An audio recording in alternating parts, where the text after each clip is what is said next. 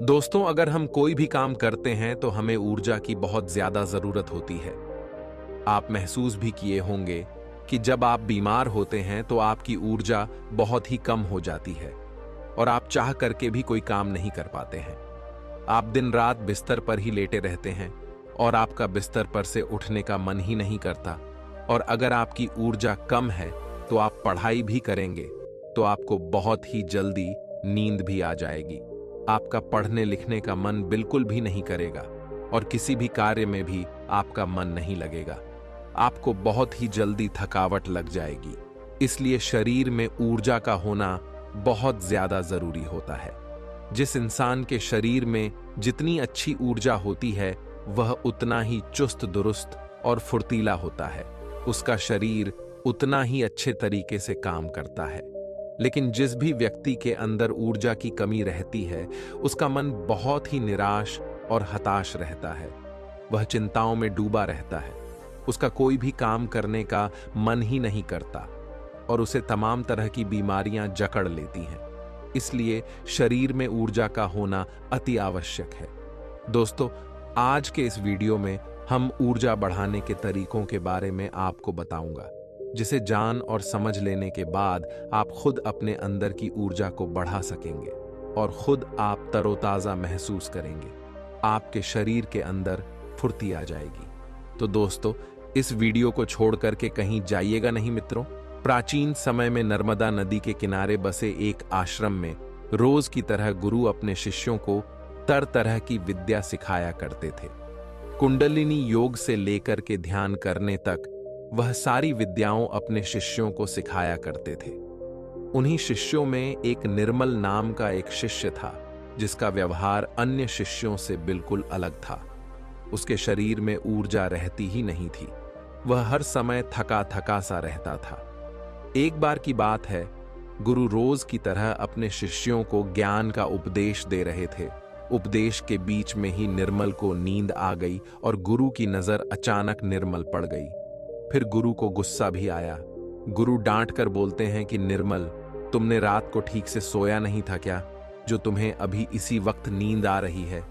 निर्मल घबरा गया और वह तुरंत नींद से जाग गया और फिर कहने लगा कि गुरुवर माफ कीजिएगा, मैं रात को भी सोता हूं, फिर भी पता नहीं क्यों मुझे हर समय नींद आती रहती है।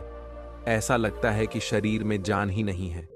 मैं बहुत जल्दी थक भी जाता हूं, चाह करके भी मैं कुछ कर नहीं पाता। गुरुवर, पढ़ाई में भी बिल्कुल मन नहीं लगता। मैं तरह तरह के उपाय भी अपनाता हूं और फिर भी मैं सफल नहीं हो पाता। हर समय ऐसा लगता है कि हमारे शरीर की ऊर्जा को किसी ने छीन लिया है। गुरु कहते हैं कि निर्मल, तुम बिल्कुल भी घबराओ नहीं। आज तुम्हारे साथ साथ मैं सभी शिष्यों को शरीर की ऊर्जा बढ़ाने के तरीके बता रहा हूं, जिसे तुम सब ध्यानपूर्वक सुनना। गुरु कहते हैं कि शिष्यों, सिर्फ अच्छा अच्छा भोजन करने से शरीर में ऊर्जा नहीं बढ़ती। शरीर में ऊर्जा बढ़ाने के कई सारे कारण होते हैं। गुरु कहते हैं कि आश्रम में जो अनाज की खेती होती है, तो क्या वह सिर्फ उसमें पानी डालने से ही अच्छी फसलें तैयार हो जाती हैं? क्या सभी शिष्य कहते हैं कि नहीं गुरुवर, उसमें तो खाद माटी के साथ साथ तमाम चीजें डालनी पड़ती हैं, तब जाकर के फसल अच्छी तैयार होती है। गुरु कहते हैं कि अगर खेतों में पौधों को सिर्फ पानी ही डाला जाए तो क्या फसलों की पैदावार अच्छी होगी? सभी शिष्य कहते हैं कि नहीं गुरुवर, ऐसे में तो फसलें मुरझा जाएंगी। गुरु कहते हैं कि ठीक उसी प्रकार हमारे शरीर की भी हालत होती है। अगर हम सिर्फ खाना ही खाएंगे अच्छा तो भी हमारे शरीर में ऊर्जा नहीं पैदा होगी। अच्छी ऊर्जा पैदा करने के लिए कई सारे तरीके होते हैं। उनमें पहला तरीका है कम खाने की आदत डालो। सभी शिष्य गुरु की इस बात को सुनकर के आश्चर्यचकित हो जाते हैं। गुरुवर, अगर हम लोग बहुत कम खाना खाएंगे तो फिर हमारे शरीर में ऊर्जा कहां से आएगी? गुरु कहते हैं कि यही तो आज तक तुम सब समझ ही नहीं पाए।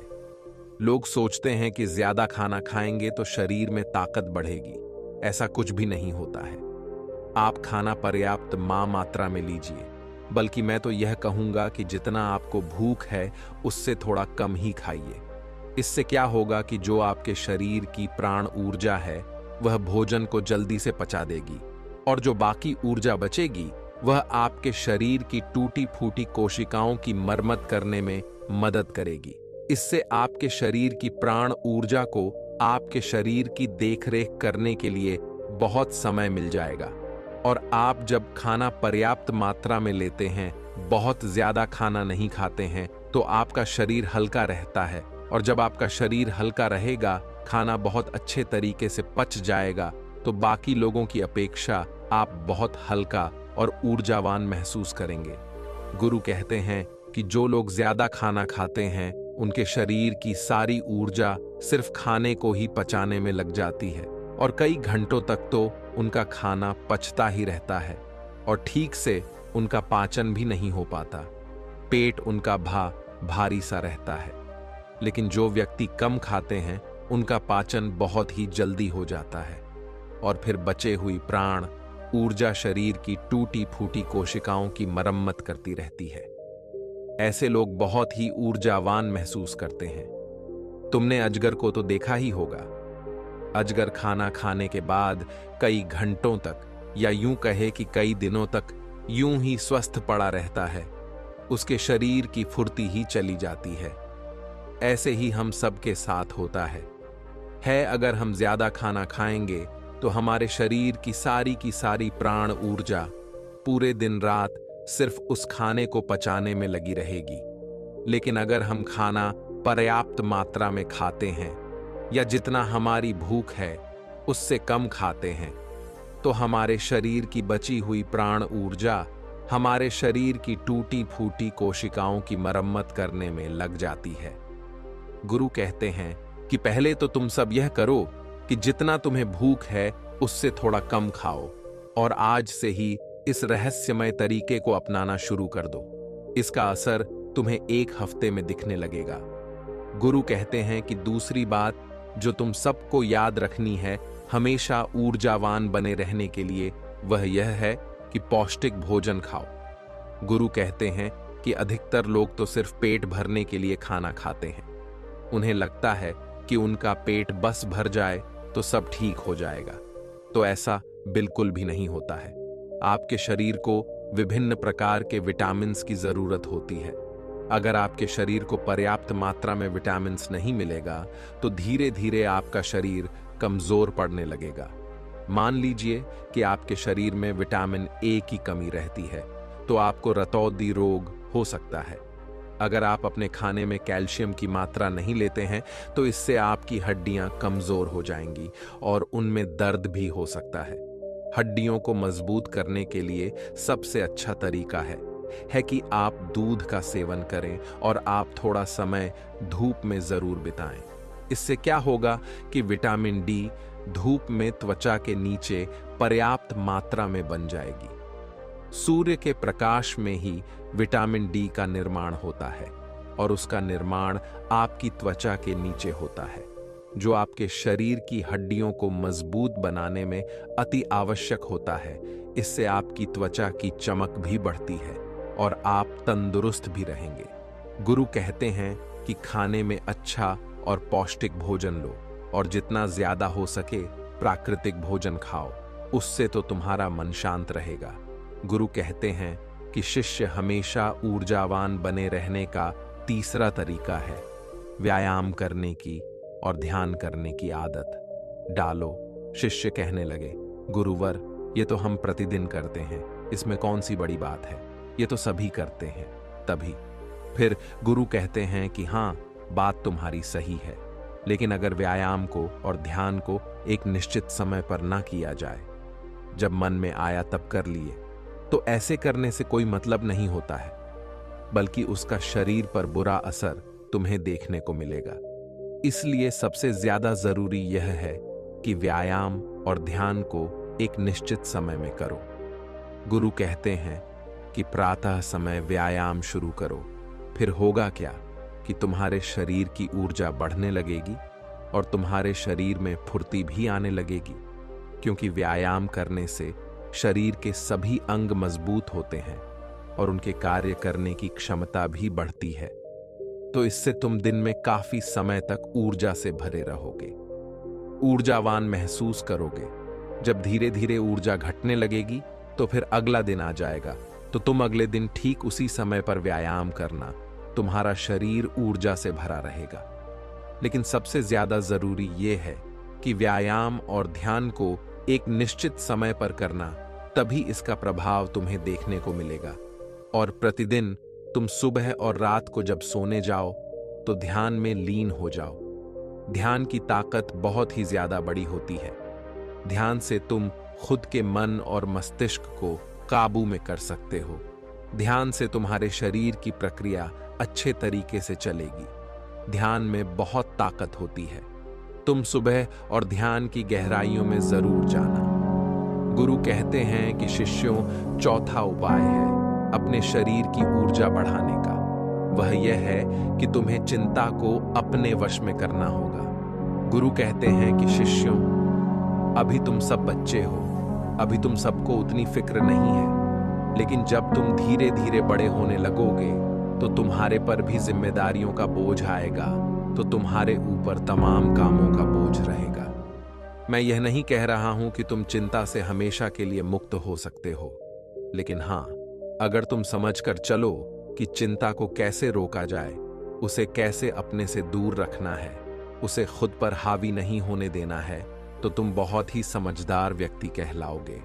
क्योंकि चिंता ही एक ऐसी बीमारी है जो तुम्हारे शरीर को हर वक्त जलाती रहती है। जो व्यक्ति जितना गहराई से और जितना अंदर से चिंता करता है, वह बहुत ही ज्यादा परेशान रहता है। उसके शरीर की ऊर्जा को चिंता खुद छीन लेती है, और जिसके जीवन में चिंता ज्यादा है वह मानसिक रूप से भी बीमार रहता है। इसलिए तुम सबको चिंता पर काबू पाना होगा। चिंता करने से ना तो हमारा भविष्य बदलता है और ना ही हम हमारा भूतकाल।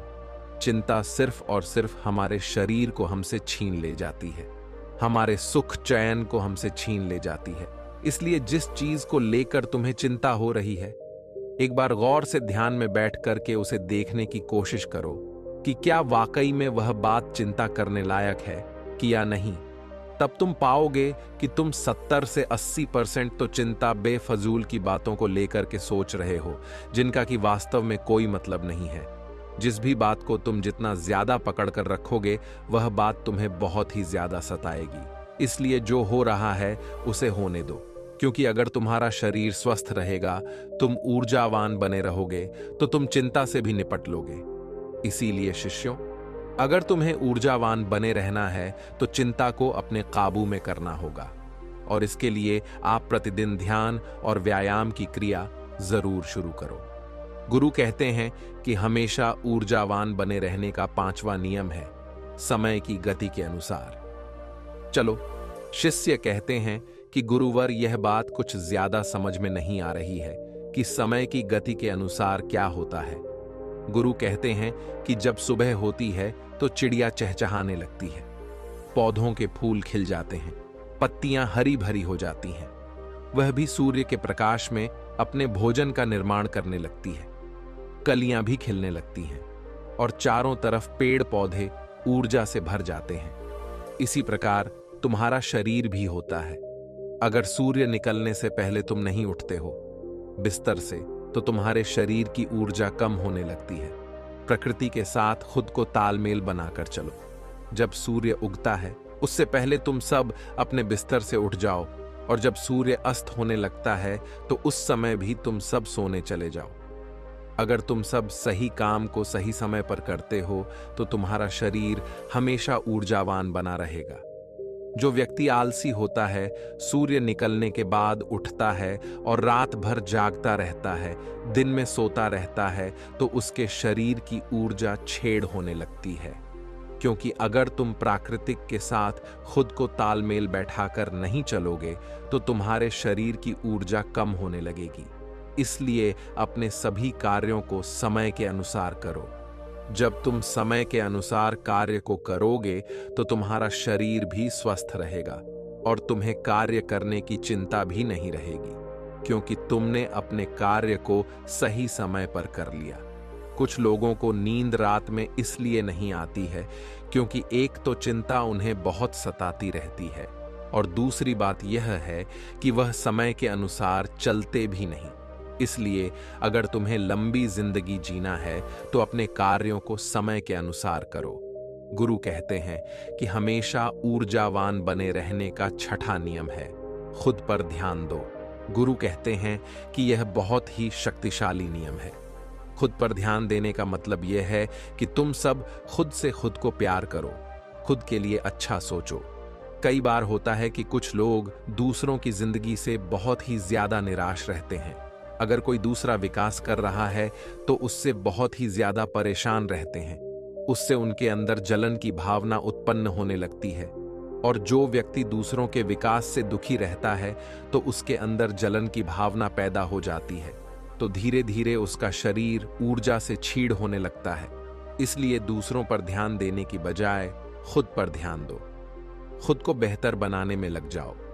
जब तुम पूरी ऊर्जा के साथ खुद को बेहतर बनाने में लगोगे तो तुम्हारे कार्य जरूर सफल होंगे।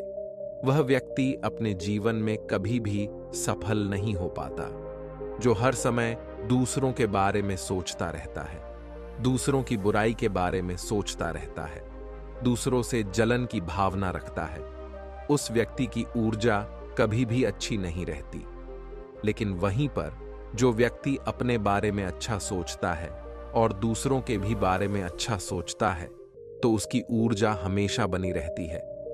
इसीलिए अपनी ऊर्जा को अगर बढ़ाना है तो खुद के बारे में अच्छा सोचो और खुद से बहुत प्यार करो। जब कोई इंसान किसी दूसरे व्यक्ति से जलता रहता है तो उसके हार्मोन्स नकारात्मक होने लगते हैं और अच्छे हार्मोन्स कभी भी उसके शरीर से स्रावित ही नहीं हो पाते, जिससे उसकी ऊर्जा कम होने लगती है। लेकिन वहीं पर जो व्यक्ति अच्छा सोचता है, पॉजिटिव रहता है, तो उसके शरीर के सभी हार्मोन सकारात्मक तरीके से निकलते रहते हैं, जिससे उसके शरीर में ऊर्जा बनी रहती है। गुरु कहते हैं कि हमेशा ऊर्जावान बने रहने का 7वां नियम है, सकारात्मक रहे।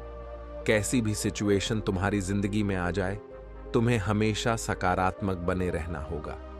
जो व्यक्ति जितना ज्यादा सकारात्मक होता है, उसकी सोच उतनी ही ज्यादा सकारात्मक होती है। वह उतना ही अच्छे तरीके से परेशानियों से निपट सकता है। लेकिन जिसके दिमाग में हमेशा नकारात्मक बातें ही भरी रहती हैं, वह नकारात्मक बातें ही सोचता रहता है, तो उसकी ऊर्जा लगातार नीचे की तरफ बहती रहती है, जिससे उसके शरीर की ऊर्जा धीरे धीरे छीड़ होने लगती है। लेकिन जिस भी व्यक्ति के अंदर सकारात्मक भावनाएं पैदा होती हैं, सकारात्मक बातें वह सोचता है, तो उसके अंदर की ऊर्जा ऊपर की तरफ बहती है। और जब ऊर्जा ऊपर की तरफ बहती है तो वह किसी भी कार्य पर, किसी भी तत्व पर बहुत ही अच्छे तरीके से सोच पाता है। और जब वह किसी कार्य को करता है तो उसमें वह सफल जरूर होता है। इसीलिए शिष्यों, हमेशा सकारात्मक बने रहना बहुत ज्यादा जरूरी होता है। जरूरी नहीं कि हर पल आप सकारात्मक ही रहे, लेकिन अगर आपकी सोच सकारात्मक है तो आप तमाम तरह की मुश्किलों से पार पा सकते हैं, मुश्किलों को अपनी जिंदगी से हरा सकते। इसीलिए सकारात्मक सोच के साथ आगे बढ़ने का प्रयास जरूर करो। गुरु कहते हैं कि शिष्यों, यह 7 नियम अगर तुम सब अपना लेते हो तो तुम्हारे शरीर की ऊर्जा कभी भी कम नहीं होगी। हमेशा तुम ऊर्जावान बने रहोगे और निर्मल। तुम तो मेरी यह 7 बातें आज से ही अपनाना शुरू करो, और अभी से, ताकि तुम्हारे शरीर की ऊर्जा ऊपर की तरफ बहे और तुम सकारात्मक सोच सको। जब तुम्हारे शरीर की ऊर्जा ऊपर की तरफ बहेगी तो तुम्हें नींद भी समय पर आएगी। हर पल तुम्हें नींद नहीं आएगी और तुम्हारा शरीर ऊर्जा से भरा रहेगा। गुरु यह 7 नियम बता करके शांत हो जाते हैं। तभी सभी शिष्य खड़े होते हैं और गुरु को प्रणाम करते हैं और उनका धन्यवाद अदा करते हैं, और सब लोग अपने अपने कार्यों पर वापस लग जाते हैं। तो दोस्तों, उम्मीद है इस वीडियो से आपको काफी कुछ सीखने को मिला होगा।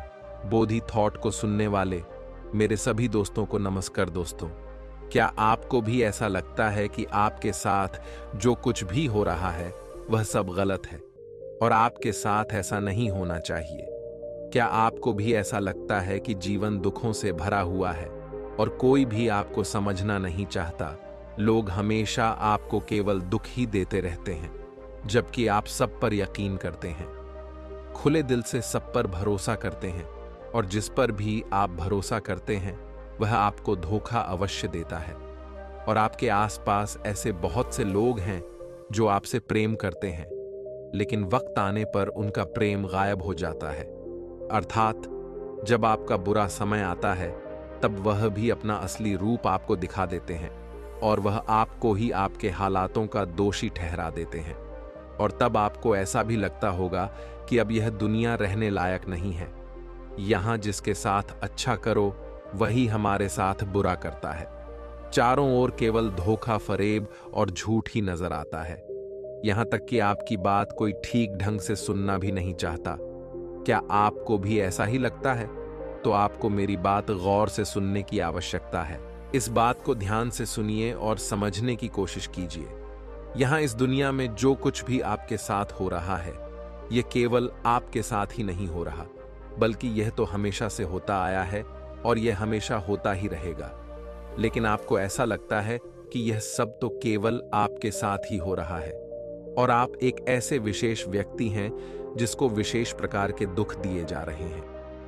आपने कभी यह महसूस किया है कि जब आप दुखी होते हैं तो आपके भीतर एक गहरी चोट पहुंचती है, आपका दिल पूरी तरह से टूट जाता है, और उसके बाद हमें कुछ भी अच्छा नहीं लगता, फिर चाहे वह हमारी मनपसंद चीज या समय ही क्यों ना हो, या ऐसा कोई माहौल ही क्यों ना हो जो हमें बहुत पसंद है।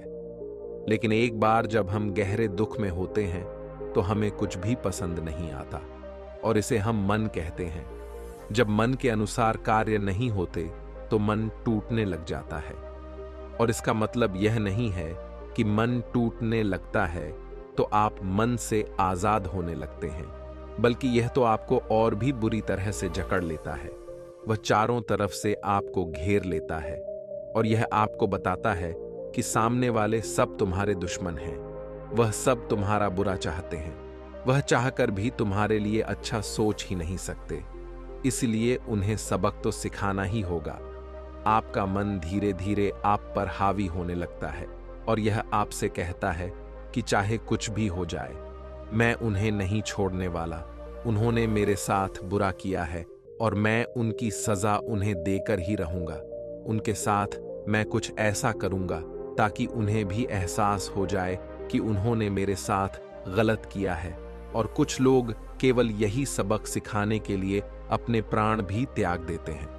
उन्हें लगता है कि यदि वह ऐसा करेंगे तो वे लोग अवश्य ही सबक सीख लेंगे, किंतु ऐसा होता नहीं है। जो लोग प्राण त्याग हैं उन्हें कुछ भी नहीं मिलता। जिनके लिए उन्होंने अपने प्राण त्यागे हैं उन्हें कोई भी एहसास नहीं होता। सब केवल 2 दिन के लिए रोते हैं, और तीसरे दिन अपनी जिंदगी में वह फिर से व्यस्त हो जाते हैं, जैसे कि वह अपना जीवन पहले जी रहे थे। किंतु यदि आप वास्तविकता की तरफ देखेंगे तो आप यह समझ पाएंगे कि आपको वास्तविकता में केवल सहानुभूति ही चाहिए, और वह आपको कोई नहीं देना चाहता। इसलिए आप तकलीफ में रहते हैं, आप दुख में रहते हैं। आप चाहते हैं कि आपके साथ कोई आए, आपसे आपका दर्द पूछे, वह आपके साथ खड़ा हो और आपकी बातें सुने, लेकिन ऐसा कुछ नहीं होता। और इसी कारण हम दुनिया को कोसते हैं, कहते हैं कि सब कुछ केवल हमारे साथ ही हो रहा है। किंतु मेरा आपसे एक प्रश्न है, क्या केवल यही करने के लिए आप धरती पर आए थे? आप यह बोल रहे हैं कि आपके जीवन का मकसद तो कुछ और ही है, किंतु आप एक गलत उलझनों में उलझ कर रह गए हैं। आपको यहां से निकलना होगा, क्योंकि 99% लोग इन्हीं उलझनों में रह जाते हैं, और वह अपने जीवन में कभी कुछ अलग नहीं कर पाते, कभी कुछ अच्छा नहीं कर पाते। किंतु मैं आपसे यही चाहता हूं कि आप कुछ अलग सोचें, कुछ अलग करें, क्योंकि बात तब अच्छी होगी जब आप इस जीवन का सही उपयोग कर पाएंगे। और हमारे इस चैनल का उद्देश्य भी यही है कि आप सही राह पर आगे बढ़ें।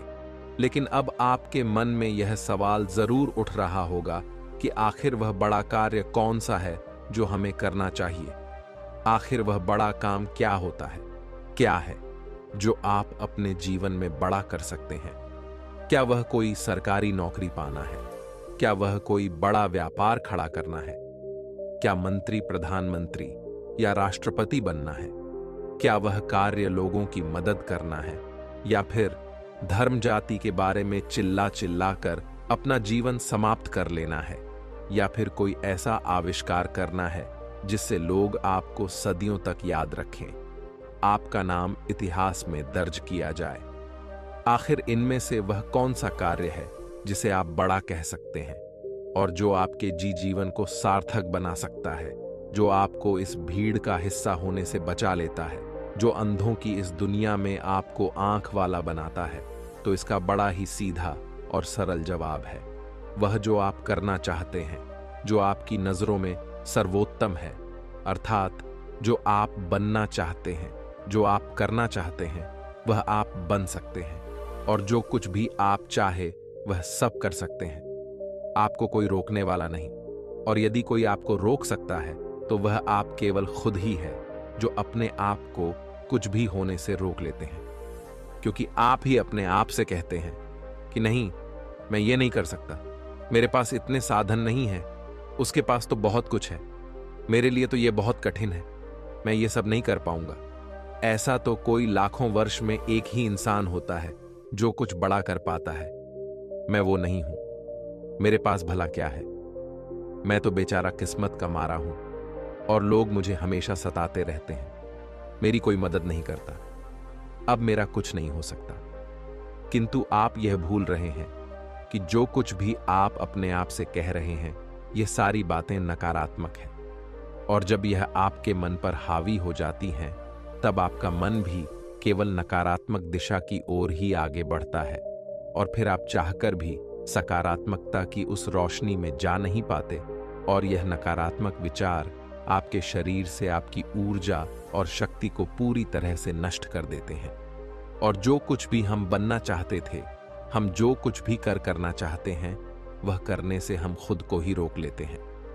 किंतु आपने देखा होगा कि कुछ लोग ऐसे भी हैं जो अपने जीवन में वही करते हैं जो वह करना चाहते हैं, और उसका केवल एक ही कारण है, क्योंकि वह अपने आप से सकारात्मक बातें करते हैं, वह सकारात्मक ऊर्जा और शक्ति का उपयोग करते हैं, वह अपने भीतर कभी भी नकारात्मक ऊर्जा को प्रवेश नहीं करने देते। और यदि कोई नकारात्मक ऊर्जा या विचार उनके मन में प्रवेश कर भी जाता है, तो वह उस पर ना यकीन करके सकारात्मकता की ओर आगे बढ़ते हैं और उसे भी सकारात्मक बना लेते हैं। इसलिए वह जो चाहते हैं वह अपने जीवन में वह हासिल भी कर पाते हैं। लेकिन फिर भी आपके मन में अब तक यह सवाल तो गूंज ही रहा होगा कि आखिर आप क्या करना चाहते हैं, वह कौन सा बड़ा काम है जो आप करना चाहते हैं। तो चलिए इसे एक छोटी सी कहानी के माध्यम से समझते हैं। बहुत समय पहले की बात है। एक चक्रवर्ती सम्राट महात्मा बुद्ध के पास आया, और वह महात्मा बुद्ध के समीप आकर दोनों हाथ जोड़कर महात्मा बुद्ध से कहता है, हे बुद्ध, मैं एक चक्रवर्ती सम्राट हूं, मैंने इस दुनिया को जीत लिया है। मेरे जैसा राजा न कभी हुआ था और न कभी होगा। मैंने जितने बड़े कार्य किए हैं, इतने बड़े कार्य दुनिया में आज तक किसी ने नहीं किए हैं। लेकिन फिर भी मैं आज आपके सामने दोनों हाथ जोड़कर खड़ा हूं, क्योंकि मैं भीतर से बहुत दुखी हूं। मेरा दुख इतना गहरा है कि मैं इसे संभाल भी नहीं पा रहा। मैं अपने बचपन से जो कुछ पाना चाहता था वह सब पा चुका हूं। मैं जो बनना चाहता था वह मैं बन चुका हूं। लेकिन यह सब कुछ पाने के लिए मैंने बहुत सारे गलत कर्म भी किए। मैंने खुद ही अपने पिता की हत्या करवा दी, जिस कारण मेरी मां भी मुझसे नफरत करने लगी। वह मुझे छोड़कर चली गई। जिससे मैं प्रेम करता था उसने भी मुझे छोड़ दिया। इसी प्रकार सभी एक एक करके मुझसे दूर होते चले गए, और आखिरकार अब मैं पूरी तरह से अकेला हो चुका हूं। और अब यदि कोई मेरे पास है तो वह सब मेरे शत्रु हैं। वह सभी मेरी मृत्यु की आस लगाए बैठे हैं। मैं यह जानता हूं कि जो कुछ भी मैंने किया है वह सब गलत है, और यह सब करने वाला भी मैं खुद ही हूं। और हे बुद्ध, आज मैं आपके पास इसीलिए आया हूं। दुनिया में कोई ऐसा जीवन जिया जा सकता है जिसमें कोई गलतियां ना हो। और जब हम अपनी आखिरी सांस गिन रहे हो, मृत्यु के द्वार पर खड़े हो, तब हमें इस बात का एहसास होना चाहिए कि हमने कोई गलतियां नहीं की। क्या ऐसा कभी हो सकता है? उस चक्रवर्ती सम्राट की सारी बातें महात्मा बुद्ध ने ध्यानपूर्वक सुनी और फिर वह उस चक्रवर्ती सम्राट से कहते हैं, हे राजन, जीवन जिसमें गलतियां ना हो केवल मुर्दों का ही हो सकता है, क्योंकि मुर्दे ना तो कोई कर्म करते हैं और ना ही उनसे कोई गलतियां हो सकती हैं। किंतु जिसमें जीवन है, जो प्रणवानंदा जी महात्मा बुद्ध के इतना कहने पर वह सम्राट महात्मा बुद्ध से कहता है, हे बुद्ध, तो इसका क्या अर्थ हुआ कि मैंने जो भी अपने जीवन में पाप किए हैं वह पाप नहीं है? आप यह कहना चाहते हैं कि मनुष्य चाहकर भी अपने आप को गलतियां करने से रोक नहीं सकता। क्या इसका अर्थ यही है? इस पर महात्मा बुद्ध एक बार फिर उस चक्रवर्ती सम्राट से कहते हैं, राजन, हमारे जीवन में गलतियां होना स्वाभाविक है। हम अपनी गलतियों से ही सीखते हैं। जो गलतियां नहीं करते वह कभी सीख नहीं पाते, लेकिन जानबूझकर की गई गलती गलती नहीं बल्कि अपराध होती है। गलती तो वह है जो हम नासमझी में करते हैं, अनजाने में करते हैं, और वह गलतियां ही होती हैं जो हमें सिखाती हैं और जीवन का सार बताती हैं। लेकिन एक ही गलती को बार बार दोहराना, उसकी पुनरावृत्ति करना, इस बात को दर्शाती है कि मनुष्य अपनी गलतियों से सीख नहीं रहा। उसमें किसी प्रकार की कोई समझ उत्पन्न नहीं हो रही, क्योंकि जो गलती करता है, जो समझता है, वह उस गलती को दोबारा नहीं करता, बल्कि वह उनसे सीख कर आगे बढ़ता है और अपने जीवन में कुछ नई गलतियां करता है। और वह हर गलती से कुछ ना कुछ सीखता है और अपने आप को बेहतर बनाता है। किंतु इस दुनिया में अधिकांश मनुष्य गलतियां तो करते ही हैं और फिर उन गलतियों को बार बार दोहराते रहते हैं। वह यह जानते हैं कि ऐसा करके उन्हें कोई भी लाभ नहीं होने वाला, किंतु फिर भी वह अपने आप को रोक नहीं पाते, क्योंकि वह अपने मन के वशीभूत है और उस कार्य को बार बार करते ही रहते हैं। और वास्तविकता में यही पाप है, यही अधर्म है। इस पर वह चक्रवर्ती सम्राट महात्मा बुद्ध से कहता है, हे बुद्ध, आप सही कहते हैं। मैं इस दुनिया में जो भी सबसे बड़ा कार्य कर सकता था वह मैंने कर लिया है। मैं इस दुनिया का सबसे बड़ा सम्राट हूं और इस धरती पर अब मुझसे बड़ा कोई सम्राट नहीं। मेरा नाम इतिहास में दर्ज हो चुका है। क्या इससे भी बड़ा कोई कार्य जा सकता है जिसे पूरा करके मैं अपने जीवन को धन्य बना सकूं? इस पर महात्मा बुद्ध मुस्कुराए और उस चक्रवर्ती सम्राट से कहते हैं, राजन, तुमने बड़ा से बड़ा कार्य कर लिया है, किंतु क्या मेरा एक छोटा सा कार्य कर सकते हो? इस पर वह सम्राट महात्मा बुद्ध से कहता है, बताइए बुद्ध, कौन सा कार्य है? मैं वह कार्य अवश्य ही कर दूंगा। इस पर महात्मा बुद्ध उस सम्राट से कहते हैं, राजन, तुम्हारे लिए तो यह बहुत तुच्छ सा काम है। तुम्हें कोई बड़ा कार्य नहीं करना, बस तुम्हें मेरे लिए इस भिक्षा पात्र में भिक्षा मांगकर लानी है। बस इतना छोटा सा कार्य है, क्या तुम मेरे लिए यह कर पाओगे? इस पर वह सम्राट महात्मा बुद्ध से कहता है, यह कैसे हो सकता है? मैं इस राज्य का सम्राट हूं, भला मैं कैसे भिक्षा मांग सकता हूं? यदि आपको भिक्षा चाहिए तो मैं आपको भिक्षा दे देता हूं। आप जो कहेंगे मैं वह आपको लाकर दे सकता हूं। चाहे तो आप मेरा पूरा साम्राज्य ले लीजिए, मैं अभी अपने राज्य का त्याग कर सकता हूं और आपको दे सकता हूं। इस पर महात्मा बुद्ध मुस्कुराने लगे और उस चक्रवर्ती सम्राट से कहते हैं, राजन, जब तुम एक तुच्छ सा कार्य नहीं कर पाए तो तुम बड़े कार्य क्या कर पाओगे? तुमने तो केवल वही किया है जो तुम कर सकते थे।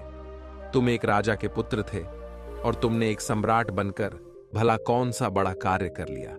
महात्मा बुद्ध की यह बातें सम्राट के दिल को चोट पहुंचा रही थीं। इससे क्रोधित होकर वह सम्राट महाबुद्ध से कहता है, ठीक है बुद्ध, आप जो चाहते हैं वह करने के लिए मैं तैयार हूं। मैं अभी जाकर भिक्षा मांग कर लाता हूं।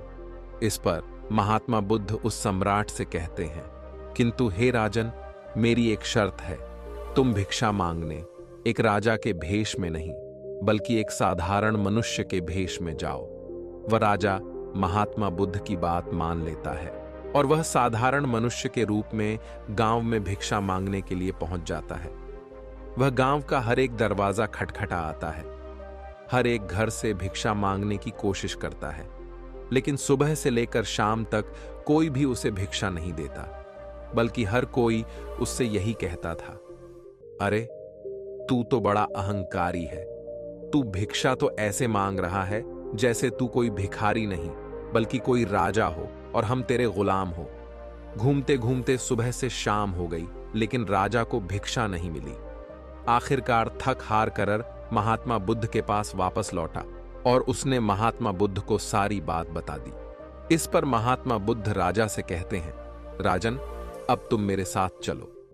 इतना कहकर महात्मा बुद्ध हाथों में भिक्षा पात्र लिए उस राजा को अपने साथ लेकर फिर से गांव की ओर बढ़ते हैं। वह गांव के पहले ही द्वार पर भिक्षा मांगते हैं। उस घर से एक व्यक्ति बाहर आता है जो महात्मा बुद्ध को प्रणाम करता है और उनके भिक्षा पात्र में भिक्षा डालता है। और इतना ही नहीं, महात्मा बुद्ध के पीछे वह राजा भी खड़ा था जिसे उस व्यक्ति ने भिक्षा भी। इस पर महात्मा बुद्ध उस राजा से कहते हैं, देखा राजन, तुम जिस प्रकार के व्यक्ति के पीछे खड़े रहोगे, अर्थात जिस प्रकार के व्यक्ति का संगत करोगे, तब उस व्यक्ति का जो पुण्य या पाप मिलता है उसका कुछ हिस्सा तुम्हें भी अवश्य मिलेगा।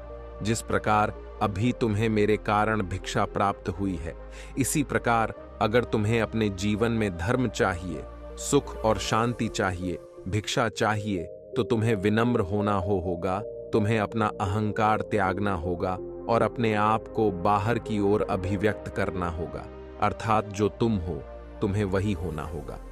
तुम जो बन गए हो उसे छोड़ दो। राजा ने महात्मा बुद्ध की सारी बातें ध्यानपूर्वक सुनी और उसके बाद वह उसी गांव के एक और दरवाजे पर गया। उसने दरवाजा खटखटाया और घर से एक बूढ़ी औरत बाहर आई।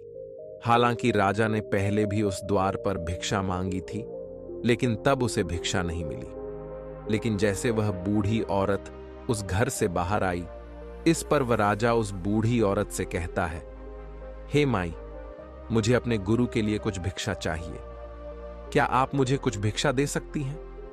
इतना कहकर वह राजा घुटनों के बल बैठ गया। उस बूढ़ी औरत ने बिना कुछ कहे भीतर जाकर कुछ भोजन लाया और राजा के भिक्षा पात्र में रख दिया। उस भिक्षा को देखकर मन ही मन बहुत प्रसन्न हुआ। वह तुरंत खड़ा हुआ। उसने उस बूढ़ी औरत का माथा चूमा और उनका धन्यवाद किया और वह थोड़ी सी भिक्षा लेकर महात्मा बुद्ध के समीप पहुंचा। उसे देखकर ऐसा प्रतीत हो रहा था मानो वह अपने जीवन की सबसे कीमती वस्तु महात्मा बुद्ध को सौंपने जा रहा हो। महात्मा बुद्ध के समीप पहुंच वह महात्मा बुद्ध से कहता है, हे गुरुवर, मेरी तरफ से यह थोड़ी सी भिक्षा स्वीकार करें। महात्मा बुद्ध ने खुशी खुशी वह भिक्षा स्वीकार की और उस सम्राट से कहे हैं, राजन, इस दुनिया में हम बहुत कुछ होते हैं, अमीर गरीब किसान, व्यापारी सन्यासी सम्राट, सुंदर बदसूरत, लेकिन हम में से कोई भी मनुष्य नहीं होता, क्योंकि हम खुद को भूल बैठे हैं। एक सम्राट होना कोई बड़ा कार्य नहीं है। बड़ा कार्य है मानव होना, मानवता को निभाना, अपने आप को जानना और जागरूकता में जीना। एक मनुष्य का जीवन ऐसा ही है, किंतु हम अपने जीवन को भूल बैठे हैं और इसे बेवजह ही बर्बाद कर रहे हैं, जबकि हमें ऐसा करना नहीं चाहिए।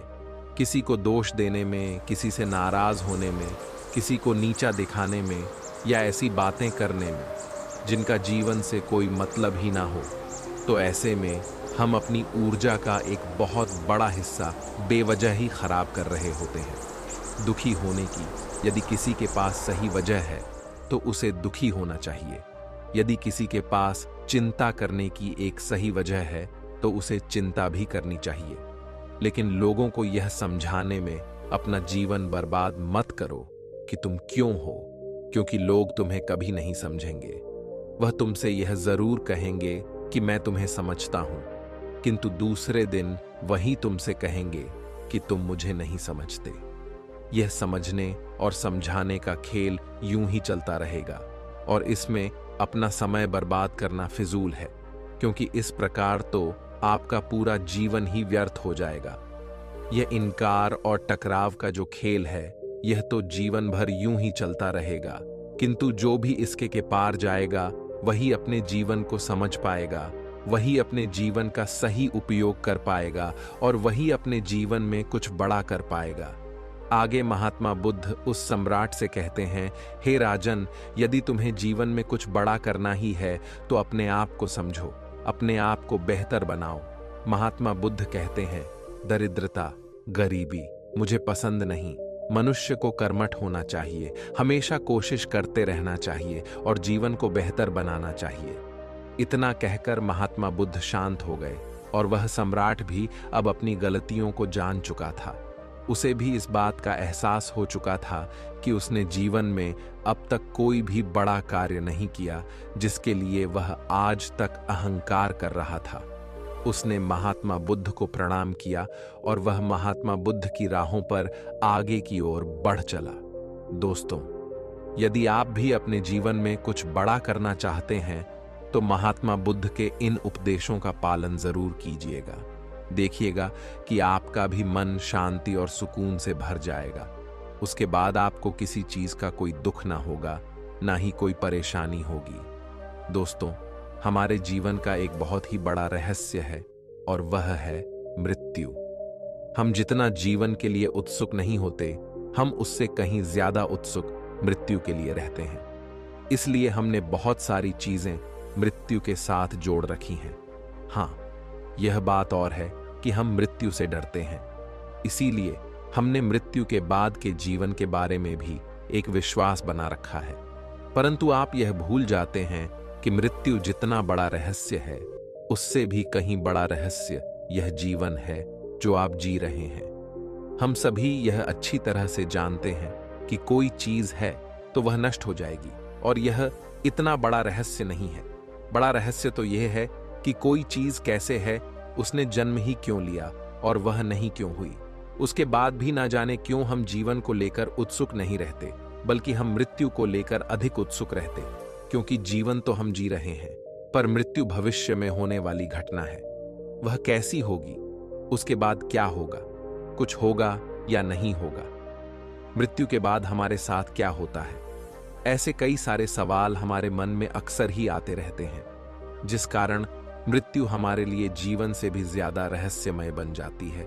और हम सभी इस वास्तविकता को जानते हैं कि एक ना एक दिन हम सभी को मृत्यु तो आनी ही है, लेकिन उसके बाद भी हम नासमझ बनकर बैठे रहते हैं। हम यह सोचते हैं कि हम तो अभी बच्चे हैं, हम तो अभी जवान हैं, हमारे पास तो अभी बहुत समय है, हम तो बुढ़ापे में ही भरेंगे।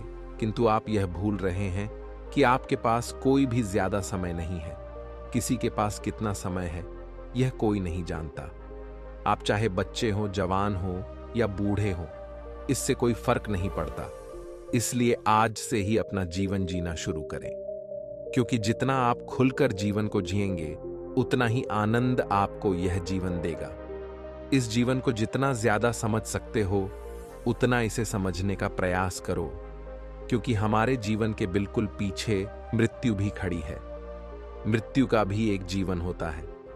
एक समय होता है जब मृत्यु आ रही होती है तो वह भी एक समय होता है। जब मृत्यु घट रही होती है तो वह भी एक समय ही होता है, और जब मृत्यु हो चुकी होती है तो वह भी एक समय ही होता है, जब सब कुछ समाप्त हो जाता है। और यह बिल्कुल वैसा ही है जैसा कि हमारा जीवन। एक समय हम यह जीवन जी रहे हैं, एक समय यह जीवन घट रहा है, और एक समय हमारा यह जीवन पूरी तरह से समाप्त हो चुका होता है। जिस प्रकार जीवन का एक समय होता है, ठीक उसी प्रकार मृत्यु का भी एक जीवन काल है। पर हम नादान हमेशा केवल अपनी मृत्यु को लेकर चिंतित रहते हैं। ये सोचते रहते हैं कि मृत्यु कैसी होगी, कब होगी, और मृत्यु के बाद हमारे साथ क्या होगा। इस चीज को लेकर हम भयभीत भी रहते हैं। लेकिन जो आज हमारे पास है, अर्थात हमारा जीवन, हम उस पर ध्यान ही नहीं देते। हम तो केवल आने वाली उस घटना के बारे में सोच रहे होते हैं जो हमारे साथ कब घटित होगा, इसके बारे में हम नहीं जानते। और आज की इस कहानी में हम इसी बारे में चर्चा करने वाले हैं। तो यह कहानी बहुत ही महत्वपूर्ण होने वाली है। इस कहानी को अंत तक जरूर सुनिए। बहुत समय पहले की बात, एक नगर में एक गुरु रहा करते थे। उनका एक शिष्य भी था। वह शिष्य हमेशा ही भिक्षा मांगने के लिए पड़ोस के नगर में जाया करता था। एक दिन की बात है, वह भिक्षा मांगकर नगर से वापस लौट रहा था। तभी उसे रास्ते में एक पेड़ पर एक बहुत ही सुंदर चिड़िया दिखाई दी। वह चिड़िया बहुत ही मनमोहक थी, जिसे देखकर वह शिष्य वहीं पर थम गया। उसकी आवाज भी बहुत मधुर थी। वह शिष्य खड़ा होकर उस चिड़िया को देख ही रहा था कि तभी अचानक उस चिड़िया की मृत्यु हो गई। एक जहरीले सांप ने उसे अपना निवाला बना लिया। यह देखकर वह शिष्य बहुत दुखी हुआ। उसकी आंखों से आंसू बहने लगे। वह चाहकर भी उस चिड़िया के लिए कुछ न कर सका। बस अपना शोक प्रकट करके वह वहां से आगे की ओर बढ़ चला। वह दुखी हो होकर जब अपने मार्ग से आगे बढ़ रहा था, तभी उसने कुछ ही दूर बाद देखा कि एक मां अपने छोटे बच्चे की मृत्यु पर रो रही थी। रोते रोते उस मां का बुरा हाल हो चुका था। लेकिन जब उस शिष्य ने उस बच्चे की ओर देखा जो मृत्युशैया पर लेटा था, उसका चेहरा देखकर ऐसा प्रतीत होता था मानो वह अब भी उठकर बोल पड़ेगा, किंतु वह अब चुप हो चुका था। अब वह कुछ नहीं बोल सकता था और वह उसके लिए कुछ नहीं कर सकता था। वह चुपचाप आश्रम आया और वह दिन भर उदास ही रहा। उसके मन में हमेशा वही सारे विचार चल रहे थे, लेकिन उसने अपने गुरु से कुछ न कहा। अगले दिन फिर से वह भिक्षा मांगने के लिए पड़ोस के नगर में गया। जब वह भिक्षा मांगकर वापस लौट रहा था, तब उसने एक बूढ़े व्यक्ति को अपनी अंतिम सांस गिनते हुए देखा और वह भी अचानक मृत्यु को प्राप्त हो गया। इन सभी चीजों से शिष्य का मन बहुत घबराने लगा था। उसके मन में कई सारे प्रश्न उठने लगे थे। वह यह समझ नहीं पा रहा था कि आखिर यह मृत्यु क्या है और यह क्यों आती है। उसे अब मृत्यु से भय लगने लगा था। वह वापस आश्रम की ओर आ ही रहा था कि तभी उसने देखा, आश्रम से कुछ ही दूर पर एक व्यक्ति पेड़ पर चढ़कर लकड़ी काट रहा था और लकड़ी काटते काटते अचानक उसका पैर फिसल गया और वह जमीन पर आ गिरा। उसके सर पर गहरी चोट लगी थी। आसपास के कुछ लोगों ने उसे पानी पिलाया, लेकिन पानी पीते पीते ही उसने अपना दम तोड़ दिया। यह देखकर शिष्य और भी भयभीत हो चुका था। उसे कुछ भी समझ नहीं आ रहा था कि आखिर वह क्या करे। भीतर से वह बहुत दुखी हो चुका था। उसके सामने यह जो सारी घटनाएं घट रही थीं, सभी घटनाओं को लेकर उसके मन में कई सारे सवाल उत्पन्न हो रहे थे। वह बहुत दुखी भी था और वह इन सभी प्रश्नों के उत्तर चाहता था। इसीलिए वह इसी तरह अपने आश्रम पहुंचा। उन गुरुवर ने जब अपने शिष्य को इस प्रकार दुखी देखा, तो वह अपने शिष्य से कहते हैं, क्या बात है भंते, तुम कई दिनों से मुझे दुखी नजर आ रहे हो। मैंने तुम्हें हमेशा हंसते खेलते देखा है, लेकिन कुछ दिनों से मैं देख रहा हूं कि ना तो तुम ढंग से खाते पीते हो, ना ही चैन से सोते हो। हमेशा बस उदास और दुखी ही नजर आते हो। भंते, दुख तुम्हारे चेहरे पर अच्छा नहीं लगता। आखिर बात क्या है? इस पर उस शिष्य ने अपने साथ बीती हुई वह सारी घटनाएं अपने गुरु को बताईं और अपने गुरु से प्रश्न करते हुए कहता है, हे गुरुवर, एक व्यक्ति अपना पूरा जीवन केवल अपने परिवार के लिए ही जीता है। वह अपने परिवार के लिए खुशियां बटोर चाहता है। वह चाहता है कि उसके परिवार को कभी किसी चीज की कोई कमी ना हो और इसके लिए उससे जो बन पड़ता है वह सब करता है। वह उसके लिए दिन रात मेहनत करता है, अथक परिश्रम करता है, लेकिन अचानक एक दिन वह मृत्यु को प्राप्त हो जाता है। यह बात मेरी समझ में नहीं आ रही। हम सभी जन्म लेते हैं और हम सबका जीवन मृत्यु तक जाता है, पर मृत्यु तो बुढ़ापे में आती है। फिर आखिर कुछ लोग इस तरह से बचपन में ही क्यों मर जाते हैं? कुछ लोग अकस्मात ही मृत्यु को प्राप्त हो जाते हैं। किंतु हे गुरुवर, मृत्यु तो बुढ़ापे में आनी चाहिए और सबकी मृत्यु बुढ़ापे में ही तो लिखी है। फिर आखिर कुछ लोग इस तरह समय से पहले ही मृत्यु को क्यों प्राप्त हो जाते हैं? इन सभी का क्या कारण है? गुरुदेव, उन गुरुवर ने अपने शिष्य की सारी बातें ध्यानपूर्वक सुनी और फिर वह अपने शिष्य से कहते हैं, इस दुनिया में कभी भी कोई भी समय से पहले मृत्यु को प्राप्त नहीं होता। इस मृत्यु का बुढ़ापे से कोई संबंध नहीं, का संबंध कर्म और नियम से बंधा है। नियम कहता है कि कोई भी व्यक्ति या कोई भी प्राणी या निर्जीव व्यक्ति जो भी प्रकट हुए हैं, जिसका भी जन्म हुआ है, जो बना है, उसके जन्म के साथ ही उसके दो जीवन चलते हैं। अर्थात हम एक और जीवन जीते हैं तो दूसरी ओर मृत्यु जीते हैं। उन गुरुवर की यह बात सुनकर वह शिष्य थोड़ा सा आश्चर्यचकित हो गया और वह उन गुरुवर से कहता है, हे गुरुवर, आप क्या कहना चाहते हैं? हम तो मनुष्य हैं और हम अपना जीवन ही तो जी रहे हैं और जीवन के बाद हमारी मृत्यु हो जाती है और मृत्यु के बाद भला कौन जीता है? किंतु आप कह रहे हैं कि हम जन्म के साथ ही दो जीवन जीते हैं। ये बात मेरी कुछ समझ में नहीं आ रही। कृपया करके साफ और स्पष्ट तौर पर बताएं। अपने शिष्य के मुख से यह बात सुनकर उन गुरुवर ने पासी में पड़ी हुई एक लकड़ी का छोटा सा टुकड़ा उठाया और उसकी ओर इशारा करते हुए वह गुरुवर अपने शिष्य से कहते हैं, भंते, तुम यह लकड़ी देख रहे हो? इस पर वह शिष्य हाँ में सर हिलाते हुए उन गुरुवर से कहता है, जी गुरुवर, मैं यह लकड़ी साफ और स्पष्ट देख पा रहा हूं। इस पर वह गुरु अपने शिष्य से कहते हैं, भंते, इस लकड़ी को अपना जीवन समझो और अभी यह लकड़ी पूरी है, किंतु अब मैं इस लकड़ी के एक तरफ आग लगाने जा रहा हूं। और इतना कहकर उन गुरुवर ने उस लकड़ी की एक सिरे पर आग लगा दी और फिर उस शिष्य को समझाते हुए कहते हैं, भंते, यह जो आग है यह जीवन है। इस जीवन की आग में हमारा जीवन लगातार जलता ही रहता है। और उस आग की ओर इशारा करते हुए वह उस शिष्य से कहते हैं, ठीक इस आग की तरह इस लकड़ी की तरफ देखो, यह लकड़ी किस प्रकार जलकर छोटी होती जा रही। वह शिष्य उस लकड़ी की तरफ ध्यान से देखने लगा। धीरे धीरे उस लकड़ी का एक सिरा तेजी से जलता रहा और वह जलते जलते आखिरकार वह लकड़ी एक छोटे आकार की हो गई।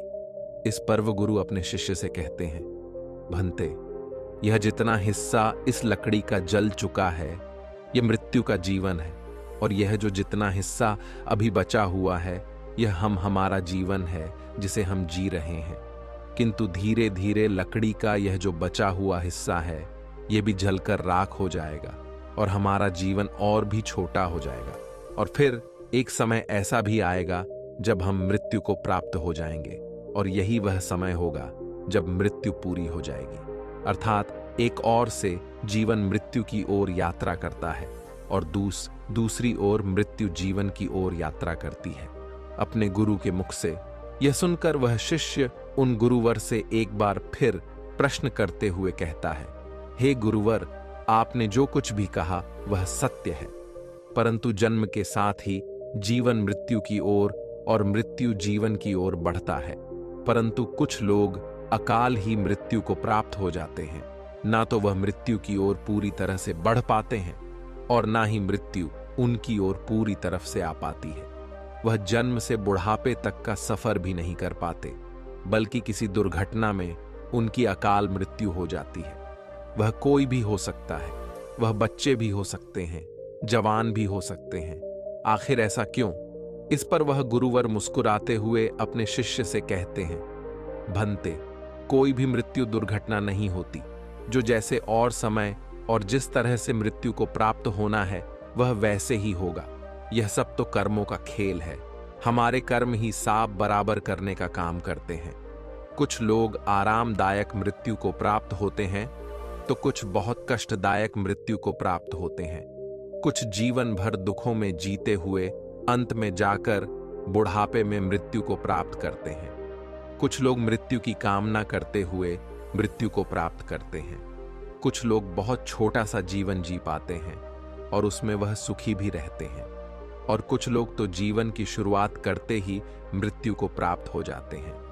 और जो लोग बहुत लंबा जीवन जीते हैं वे लोग उसमें अपनी समझ का विकास करते हुए अपने बुरे कर्मों के प्रभाव को कम करते हुए चलते हैं और अच्छे कर्मों के प्रभाव को बढ़ाते चलते हैं, जिस कारण उन्हें एक अच्छा जीवन मिल पाता है, वे लोग अपने बुरे कर्मों के कारण अपनी चेतना को अच्छी तरह समझ पाते हैं, वे उसे निखार पाते हैं और ऐसी चेतना हमेशा उन्हें बुराइयों से बाहर आने में उनकी मदद करती है।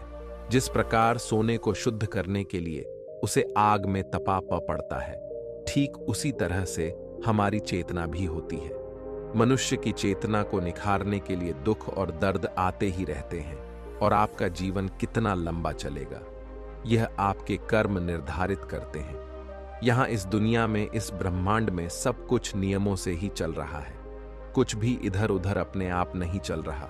हर किसी के आने और जाने का समय पहले से ही निर्धारित है। सिर्फ वही लोग अपना समय खुद से निर्धारित कर पाते हैं जो बुद्धत्व को प्राप्त कर पाते हैं। वे लोग प्रकृति के इस बंधन से मुक्त हो जाते हैं। आगे गुरु अपने शिष्य को चेतावनी देते हुए कहते हैं, किंतु एक बात और याद रखना, जो लोग बुद्धत्व को प्राप्त कर लेते हैं वह प्रकृति के बंधन से छूट तो जाते हैं, किंतु वह कभी भी प्रकृति के नियम में हस्तक्षेप नहीं करते, बल्कि वह तो प्रकृति व शिष्य एक बार फिर उन गुरुवर से प्रश्न करते हुए कहता है, किंतु हे गुरुवर, यह तो अन्याय ही हुआ ना। कोई मनुष्य है जो बुढ़ापे तक अपना जीवन जीता है और कोई बचपन में ही मृत्यु को प्राप्त हो जाता है। इस पर वह गुरुवर एक बार फिर मुस्कुराने लगे और अपने शिष्य से कहते हैं, भंते चलो पहले भोजन बना लेते हैं। आगे वह अपने शिष्य से कहते हैं, भंते पहले थोड़ा आटा लो और उसमें बिना पानी मिलाए उसे गूंदने का प्रयास करो। इस पर वह शिष्य उन गुरुवर से कहता है, किंतु गुरुवर, बिना पानी के मैं आटा कैसे गंध सकता हूं और बिना पानी के रोटियां कैसे बनेंगी? यदि आटे को गूंथा है और रोटियां बनानी है तो उसमें पानी तो मिलाना ही पड़ेगा ना। इस पर वह गुरुवर अपने शिष्य से कहते हैं, चलो ठीक है, तुम पानी मिला लो और आटा भी गूंद लो और उसकी रोटियां भी बेल लेना, लेकिन उसे तवे पर मत डालना, वरना उसे कष्ट होगा, उसे जलन होगी। इस पर वह शिष्य एक बार फिर उन गुरुवर से कहता है, किंतु हे गुरुवर, जब तक मैं रोटियां बेलूं नहीं और उन रोटियों को तवे पर डालूं नहीं, तब तक भला रोटियां कैसे बनेगी? हमारा पेट कैसे भरेगा? यदि हमें रोटियां खानी है तो मुझे यह सब तो करना ही पड़ेगा ना। इस पर वह गुरुवर अपने शिष्य को समझाते हुए कहते हैं, भंते, मैं भी तो तुम्हें यही समझाने का प्रयास कर रहा हूं। यह प्रकृति हमारे साथ कुछ ऐसा ही तो करती है। हमारे बुरे और अच्छे कर्मों के आधार पर हमें गूंथा जाता है, हमें दुख और दर्द के तवे पर डालकर तैयार किया जाता है ताकि हम वह हो सके जो हमें होना चाहिए। जिस प्रकार एक आटे और रोटी में फर्क होता है, ठीक उसी प्रकार समय आने पर हम मृत्यु को भी प्राप्त हो जाते हैं ताकि हम अपने सही रूप को प्राप्त कर सके, सही आकार में ढल सके। इस पर वह शिष्य एक बार फिर उन गुरुवर से प्रश्न करते हुए कहता है, हे गुरुवर, आपने जो कुछ भी कहा वह मुझे सब समझ में आ रहा है, किंतु अब भी मैं आपसे कुछ पूछना चाहता हूं। इस पर वह गुरुवर अपने शिष्य से कहते हैं, पूछो, क्या सवाल है तुम्हारा? इस पर वह शिष्य उन गुरुवर से कहता है, हे गुरुवर, मैंने देखा है जो लोग अच्छे कर्म करते हैं, जो लोग ईमानदार होते हैं, वह भी तो जल्दी मृत्यु को प्राप्त हो जाते हैं, जबकि बुरे और अपराधी जो लोगों को कष्ट देते हैं, लोगों को पीड़ा देते हैं, उनका जीवन बहुत लंबा होता है। क्या यह अन्याय नहीं है? इस पर वह गुरुवर जोर से हंस पड़े और अपने शिष्य से कहते हैं, भंते, इस बात का कोई अंत नहीं है। तुम सवाल पूछते जाओगे और मैं तुम्हें उत्तर देता जाऊंगा। इसका एक ही समाधान है कि तुम इसे अपने आप से, अपने अंतर ध्यान से, अंतर मन से समझने का प्रयास करो। इसे अपने आप से जानो और उसके बाद जो तुम्हें पूछना होगा तुम पूछ सकते हो। उसका उत्तर मैं तुम्हें अवश्य दूंगा। आगे वह गुरुवर अपने शिष्य को समझाते हुए कहते हैं, भंते, नहीं आए, खासकर एक लंबा जीवन जीने तो बिल्कुल भी नहीं। मनुष्य के इस शरीर को लंबी अवधि तक चलाना हमारा मकसद कभी नहीं था और ना ही है। हम तो इस धरती पर एक मकसद के लिए आते हैं। जैसे ही वह मकसद पूरा हो जाता है, हमारा जीवन भी समाप्त हो जाता है और हम वापस लौट जाते हैं। जैसे कुछ मजदूर कोई मकान बनाते हैं, मकान बन जाने के बाद उनका कार्य पूरा हो जाता है और फिर वहां से उन्हें जाना ही पड़ता है। इसी प्रकार कर्म और नियमों के आधार पर हम अपने मकसद को पूरा करते हैं और जब हमारा मकसद पूरा हो जाता है तब हमें यहां से जाना ही पड़ता है। और इसके लिए हमारा जीवन बड़ा हो या छोटा यह मायने नहीं रखता।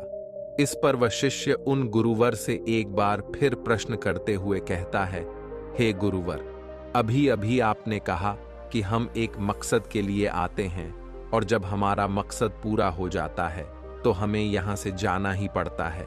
लेकिन जो हम बुरे कार्य करते हैं, जो हम बुरे कर्म करते हैं, क्या वह भी प्रकृति का कोई मकसद है जो वह हमारे द्वारा पूरा करवाती है?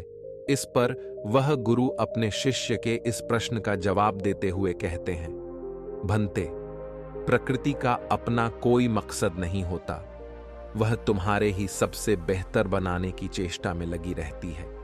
जब उसे लगता है कि तुम्हें गूंद कर रोटी बना देनी चाहिए तो वह अवश्य ही ऐसा ही करती है। और अगर आटा ही खराब हो, अर्थात यदि तुम्हारे कर्म ही खराब होंगे, तब वह तुम्हारे द्वारा तुम्हारा मकसद पूरा कैसे करवा सकती है? तब वह तुम्हें सुधारने में लग जाती है।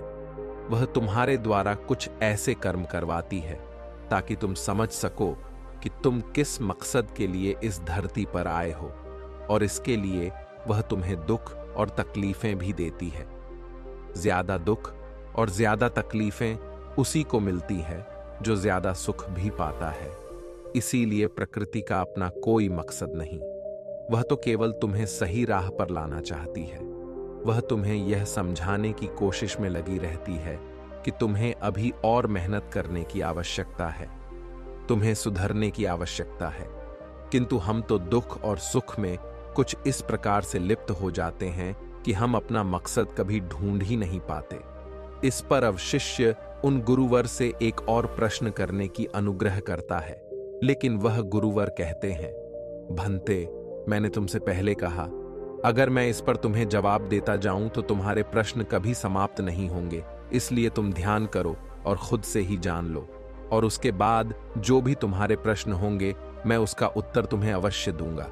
इतना कहकर वह गुरुवर वहां से चले गए और वह शिष्य उन गुरुवर की बात मानकर अब हर रोज ध्यान करने लगा था। उस शिष्य को यह बात समझ में आ चुकी थी कि जो भी उसके मन के प्रश्न हैं वह उसे ध्यान से ही मिलेंगे, खुद को जानने के बाद ही मिलेंगे। और मुझे उम्मीद है कि आपको भी यह बात अच्छी तरह समझ में आ चुकी होगी कि जीवन छोटे या बड़े होने से कोई फर्क नहीं पड़ता। एक लंबी उम्र वाला व्यक्ति भी, अर्थात एक लंबे जीवन जीने वाला व्यक्ति भी अपने जीवन के अंतिम समय पर यही कहता फिरता है कि मैंने तो अभी तक कुछ नहीं किया, मैंने तो अभी तक कुछ भी नहीं पाया। और वहीं पर एक छोटे जीवन जीने वाला व्यक्ति भी अपने जीवन के अंतिम समय पर यही कहता फिरता है। परंतु जो छोटे से जीवन में भी उतना कर ले जो एक व्यक्ति अपने बड़े जीवन में ना कर सका हो, तो उसका छोटा जीवन भी सफल हो जाता है। मृत्यु अनिश्चित है और यह कभी भी आ सकती है। इसके बारे में कोई नहीं जानता।